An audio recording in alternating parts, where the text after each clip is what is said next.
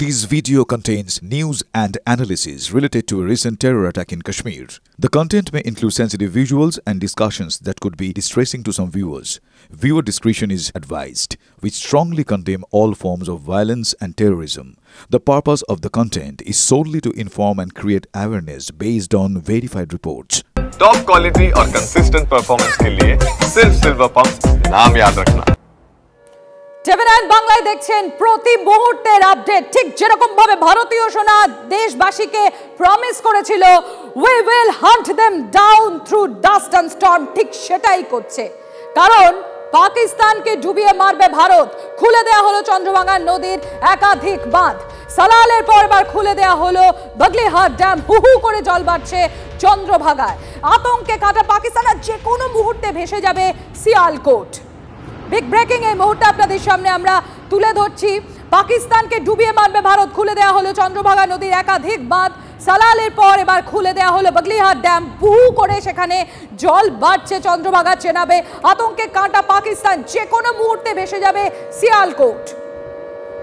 আর এমনিতেই আপনারা দেখেছেন পাকিস্তান ঘরে বাইরে সব দিক থেকে জর্জরিত, একেবারে শেষ হয়ে গেছে। মেরুদণ্ড ভেঙে দেয়া হয়েছে। আমার সহকর্মী অধীর রায় রয়েছেন আমাদের সঙ্গে। অধীর, কি খবর পাওয়া যাচ্ছে, কি আপডেট রয়েছে এই মুহূর্তে? দেখো, পাকিস্তানকে সব রকম ভাবে কোমর ভেঙে দেওয়া, সব রকম স্ট্রাইক করছে ভারত। সব রকম হানা পরে এবার যেটা হচ্ছে পাকিস্তানকে ডুবিয়ে মারার পরিকল্পনা ভারতে। আমরা দেখেছি যে চন্দ্রভাগার যে বেশ কয়েকটি নদী রয়েছে, ইতিমধ্যে সালার ড্যামে 3টি লক গেট খুলে দেওয়ার পর এরপর বগলিহাট গেটও খুলে দেওয়া হয়েছে। অর্থাৎ যে জায়গা থেকে যাচ্ছে একাধিক নদীর বাঁধ খুলে দিচ্ছে চন্দ্রভাগা। সালারের পর বগলিহাট ড্যাম খুলে দেওয়া পাকিস্তানে ভাসবে, বিশেষ করে মূলত শিয়ালকোট সহ একাধিক শহর ডুবে যাওয়ার সম্ভাবনা প্রবল। তথা দেখা যাচ্ছে যে শুধুমাত্র এয়ার স্ট্রাইকের মাধ্যমে নয়, জলে ডুবিয়েও মারতে পাকিস্তানকে বদ্ধপরিকর। এবং এই জায়গায় দাঁড়িয়ে বলা যায় যে পাকিস্তানের কোমর ভাঙতে সব রকম হাতিয়ার ব্যবহার করছে ভারত। ধন্যবাদ অধীর। আর আপনাদের জানিয়ে দিই প্রতি মুহূর্তের আপডেট আপনাদের সামনে আমরা তুলে ধরছি। আমার সঙ্গে এই মুহূর্তে দুজন রয়েছেন, গেস্ট রয়েছেন আমাদের সঙ্গে। স্ট্র্যাটেজিক এক্সপার্ট রয়েছেন শুভাশিস ব্যানার্জি এবং আমার সঙ্গে রয়েছেন কর্নেল চৌধুরীও রয়েছেন। আর নতুন করে স্বাগত বলার কিছু নেই, কারণ এনআরআই রয়েছেন এবং এনআরআই প্রতি মুহূর্তে কিভাবে স্ট্র্যাটেজিক্যালি ইন্ডিয়া এগোচ্ছে সেই বিষয়টা সহজ ভাষায় তুলে ধরছে টিভি9 বাংলা দর্শকদের জন্য। যেহেতু স্ট্র্যাটেজির কথা এলো, শুভাশিস আমি আপনার কাছে যাব। আমাকে জাস্ট বলুন, এই যে একবার করে খরাতে শুকিয়ে দেওয়া আর একবার করে জলেতে ভাসিয়ে দেওয়া, এক্স্যাক্টলি কি স্ট্র্যাটেজি নিচ্ছে ইন্ডিয়া পাকিস্তানের জন্য এক্ষেত্রে? ইন্ডিয়া আমি আজ থেকে 1-2 সপ্তাহ আগেই বলেছিলাম India multi dimensional strategic war লড়বে, যেখানে তোমাকে আমি তিষ্ঠতে দেবো না মানে কোনো দিক থেকেও শান্তির পেতে দেবো না। একটা যদি টেরিটরির কথা তুমি ভাবো, তার একটা সেকশনে যদি কোনো রকম কনফ্লিক্ট চলে, আমি অন্য সেকশনটাকে পিস প্রসেস হিসাবে দেখি এবং তখন আমি সেদিকটা নিয়ে কনসেন্ট্রেট করতে পারি। যদি আমাকে 3 দিক 4 দিক ধরে অ্যাটাক হয় এবং বিভিন্ন প্রকৃতির অ্যাটাক, নট ইভেন সেম প্রকৃতির অ্যাটাক, একদিক দিয়ে আমার এরিয়াল অ্যাটাক হচ্ছে, একদিক দিয়ে চান্সেস অফ ড্রোন অ্যাটাক হচ্ছে, একদিক দিয়ে গ্রাউন্ড অ্যাটাক হচ্ছে। সো এই যে মিক্সড ম্যাচ, যখন আমরা বলছি আমাদের দর্শকদের জন্য স্ট্র্যাটেজি তুলে ধরছি, আমি একবার দেখাবার চেষ্টা করব। এই যে চন্দ্রভাগা বা চেনাবে লক গেট খুলে দেওয়া হয়েছে।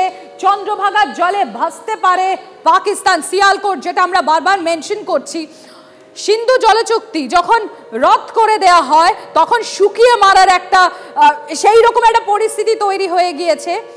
এবং তারপর চন্দ্রভাগা লক গেট খোলা হলো। চন্দ্রভাগা লক গেট খোলা হলে যেটা হবে, জলে ভাসতে পারে সিয়ালকোট। শুভাশিস, যেটা বলছিলেন আপনি। হ্যাঁ, দেখুন আমাদের প্রথম হিট যেটা নিয়ে আমরা খুব আলোচনা করেছিলাম এবং বিশ্বব্যাপী বহু আলোচনা হয়েছিল, সেটা হলো the strategy of climate war, যেটাকে আমরা বলছি, আপনি যেটা বললেন জল শুকিয়ে এবং জল ছেড়ে।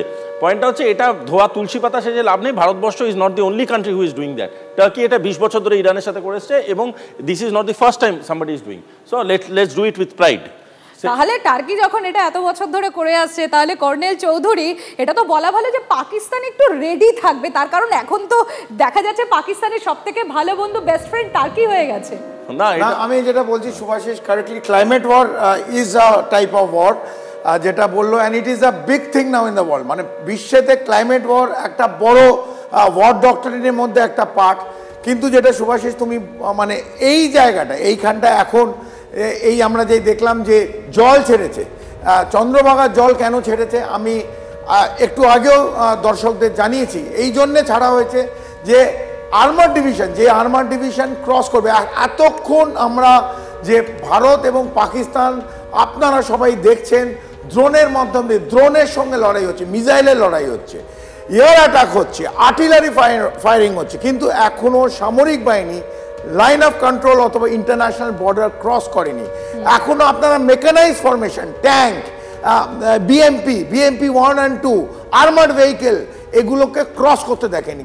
যখন পাকিস্তানের স্ট্রাইক কোড, এই সিয়ালকোট যেখানে এটা দেখানো হচ্ছে, যেখানে এই লক গেট খুলে সিয়ালকোট ভাসিয়ে দেওয়ার চেষ্টা চলছে এবং আমরা করব, কমপ্লিট এদের যে ইরিগেশন ক্যানেল আছে এবং এদের যে চাষের জমি, এটা জলমগ্ন করা হবে এবং দলদলে, বাংলা কথা যেটা কাদা হয়ে যাবে। যখন ট্যাঙ্ক মুভ করবে, ট্যাঙ্ক চায় শক্ত জমি, এই কৃষি জমির ওপর দিয়ে ট্যাঙ্ক ক্রস করবে, আইবি ক্রস করে আইদার রাজস্থান অথবা পাঞ্জাব দিয়ে ভারতে ঢোকার চেষ্টা করবে। তার আগে এই জলে যদি ওদের কৃষি জমিকে আমরা ফ্লাড করে দিতে পারি, ওদের মুভমেন্ট স্লো হয়ে যাবে এবং যেখানে যেখানে আটকে যাবে এগুলো হবে সিটিং ডাক। দূর থেকে দেখে দেখে এয়ার অ্যাটাক অথবা মিসাইল অড্রোন, কমপ্লিটলি এই যে আর্মার্ড ওয়ারফেয়ার, এগুলোকে আমরা মানে যেরকমভাবে আপনি দেখছেন লাহোরে যে ব্লাস্ট হয়েছে, বিভিন্ন জায়গায় সিয়ালকোটে ব্লাস্ট হচ্ছে। চৌধুরী, তাহলে সোজা কথায় যদি আমরা একটু বলি, আগে থেকে আমরা মঞ্চ তৈরি করে দিচ্ছি, তারপর চুন চুনকে মারেঙ্গে, ব্যাপারটা ওই জায়গায় দেখে দেখে মারা হবে, দেখে দেখে মারা হবে, প্রিসিশন অ্যাটাকে যাবে ইন্ডিয়া, ঠিক যেরকম ভাবে দেখেছে। আর এই মুহূর্তে একটা বড় খবর, বিগ ব্রেকিং আপনাদের সামনে তুলে ধরবো, পাকিস্তানকে চরম শিক্ষা দিতে রণকৌশল প্রস্তুত ভারতের। একটু আগে যেটা কর্নেল চৌধুরীও বলছিল, ভোর রাত থেকেই দফায় দফায় বৈঠক নয়াদিল্লিতে, একটু পরেই বৈঠকে বসছেন প্রতিরক্ষা মন্ত্রী রাজনাথ সিং। 3 বাহিনীর প্রধানের সঙ্গে ফের বৈঠকে বসছেন রাজনাথ সিং, প্রতিরক্ষা মন্ত্রীর সঙ্গে বৈঠকে থাকবেন সিডিএস অনিল চৌহান। যুদ্ধ পরিস্থিতির সর্বশেষ আপডেট নিয়ে চলবে শলা পরামর্শ। 3 বাহিনীর প্রধানের সঙ্গে বৈঠক, আরো একবার বৈঠক হতে চলেছে। তাহলে কি এবার আরো বড় পদক্ষেপের দিকে এগোতে চাইছে নয়াদিল্লি? আমি এই জায়গাটা এবার কর্নেল চৌধুরীর কাছে যাব। এই যে বারংবার আমরা একটা বৈঠক দেখছি, তাহলে কোথাও কি আরো বড় কোনো পদক্ষেপের দিকে এগোতে চাইছে?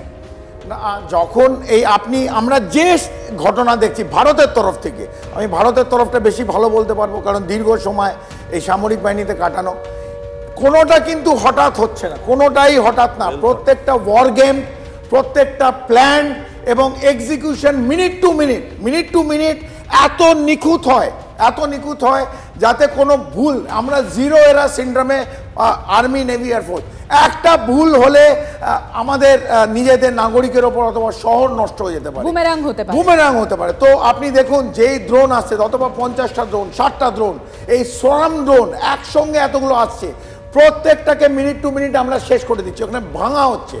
তো এই জায়গায় যখন একটা ডাক্তার ওপেন হার্ট সার্জারি করছে, তার একটা ভুল অ্যাকসেপ্টেড নয়, কারণ পেশেন্ট আইদার জীবিত থাকবে অথবা মৃত হবে।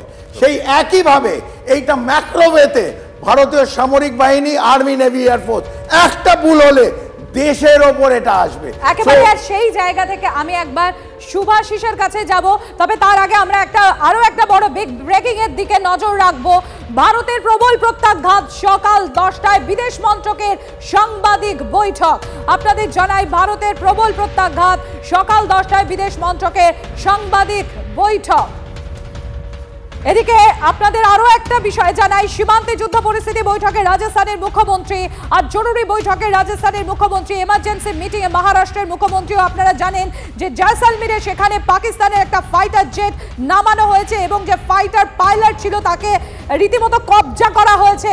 আর এই মুহূর্তে সব থেকে বড় আপডেট আপনাদের দিই, সকাল 10টায় বিদেশ মন্ত্রকের সাংবাদিক বৈঠক, যেটা 9টায় হওয়ার ছিল সেটা 10টায় শিফট করেছে বিদেশ মন্ত্রকের সাংবাদিক বৈঠক।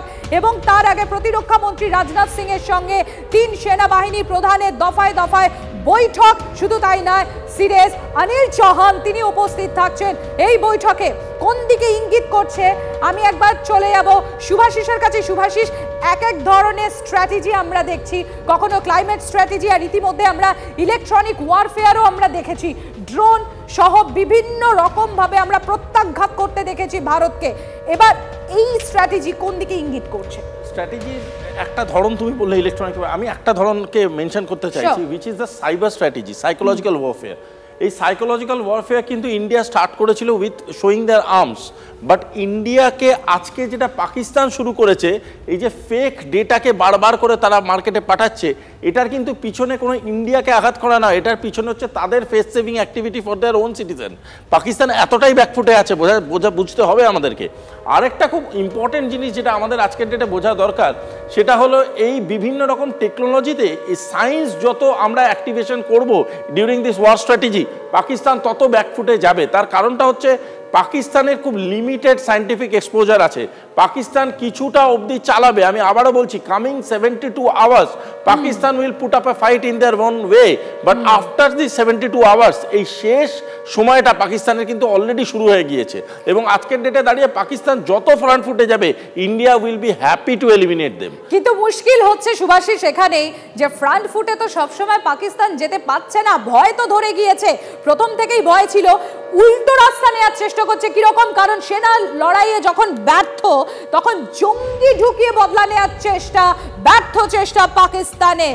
গোলাগুলির আড়ালে সাম্বা সেক্টর দিয়ে, যেটা গতকাল রাতের ঘটনা আপনাদের সামনে তুলে ধরি, যখন হেভি শেলিং চলছে ঠিক সেই সময়, যখন গোলা বারুদ বর্ষণ চলছে ঠিক সেই সময় সাম্বা সেক্টর, যেটা সেই সাম্বা সেক্টর দিয়ে জঙ্গি ঢোকানোর চেষ্টা পাক সেনা। জঙ্গি ঢোকাতে কভার ফায়ার করছে পাক রেঞ্জার্স। আর আপনাদের জানাই, এই সাম্বা সেক্টর যেটা এলওসি থেকে, কর্নেল চৌধুরী আমাকে কারেক্ট করবেন ইফ আই এম রং, এই সাম্বা সেক্টর এলওসি থেকে মাত্র 30 কিলোমিটার। আর এটারই অ্যাডভান্টেজ নেওয়ার চেষ্টা করছে পাকিস্তান। জঙ্গি ঢোকাতে কভার ফায়ার করছে পাক রেঞ্জার্স। বিএসএফ এর গুলিতে নিকেশ ইতিমধ্যেই 7 জঙ্গি। ফের বানচাল পাকিস্তানের ষড়যন্ত্র।